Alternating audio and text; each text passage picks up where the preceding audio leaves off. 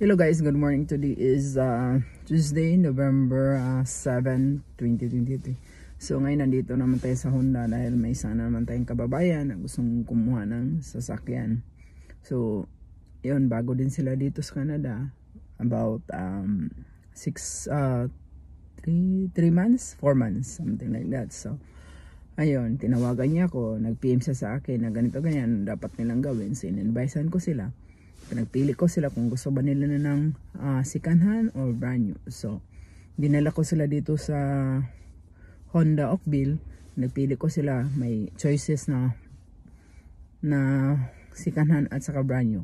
So yan, tingnan natin kung ano magustuhan nila. So para matulungan din natin sila kasi kawawa naman, katulad din ako dati. Yung bago lang din ako dati, ganyan din ako.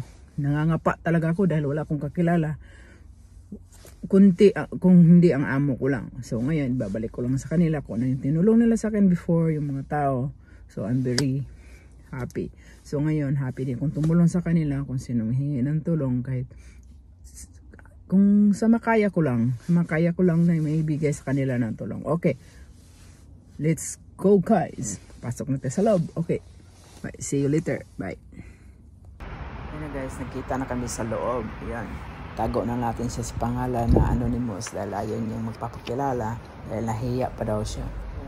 Nandito na kami sa labas. Napakita ko na sa kanya yung mga second hand na 5 years old, 3 years old, 2 years old kasi nag-upgrade yung mga ibang tao. So ayan, ikot ko siya, turn around ko siya.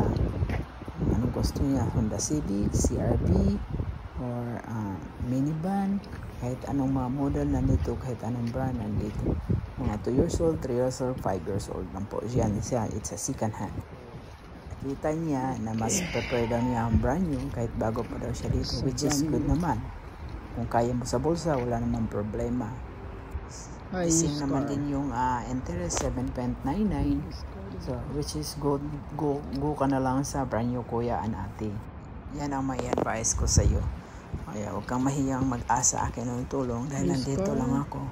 Tutulong sa iyo hanggat kaya ko tulungan dahil hinulong ko naman kayo doon sa Oakville Honda dealer. Hindi yan sa akin ha. Paliwanag ko lang. Tutulong lang po ako. Tumutulong lang po ako kung sino yung nangangailangan ng tulong. Ayun, nakapag-desisyon na siya na yan ang gusto niyang kunin na brand na Honda CRV. Honda Civic. Pumunta kami doon sa likod.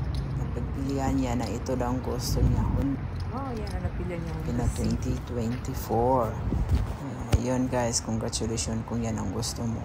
Punta naman tayo mamaya sa opisina doon sa loob at gagawin natin yung mga paperwork. Ay, hindi pala ako gagawa. Si kuya pala.